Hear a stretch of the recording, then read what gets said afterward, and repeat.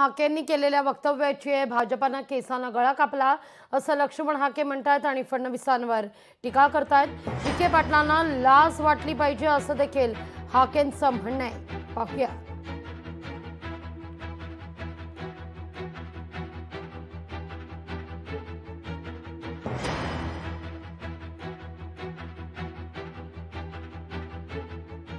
मुख्यमंत्री महोदय, आमच्या ओबीसी बांधवांच्या मनामध्ये राग आहे।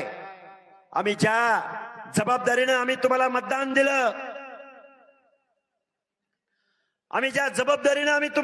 दिलं, आमच्या तांड्यावरून, वाड्यावरून, वस्त्यावरून, भटक्यांच्या घरामधून, पालामधून, गावगाड्यातल्या बलुत्याच्या आलुत्याच्या घरामधून, अरे या जरांगेच्या आणि जरांगेला सपोर्ट करणाऱ्या माणसाला विरोध करण्यासाठी म्हणून आम्ही तुम्हाला मतं दिली।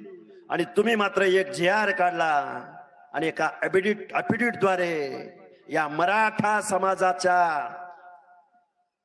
सर्टिफिकेट साठी, सुलभीकरणासाठी तुम्ही एक JR काढला आणि आमचं आरक्षण संपवलं।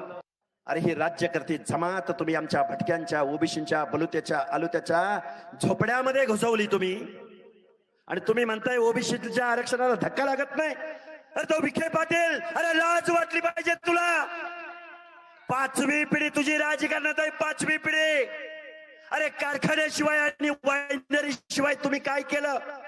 माझ्या अहिल्यानगर जिल्ह्यामधला माझा माळी समाज, धनगर समाज, वंजारी समाज, पिढ्यान पिढ्या माझ्या गोपीनाथराव मुंडेंनी सांगितलं, हा महाराष्ट्र आपल्याला चालवायचा आहे, हा महाराष्ट्र आपला आहे।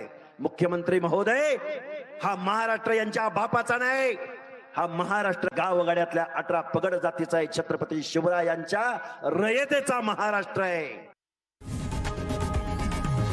लोकशाही मराठी ऐका, पहा, जागरूक रहा।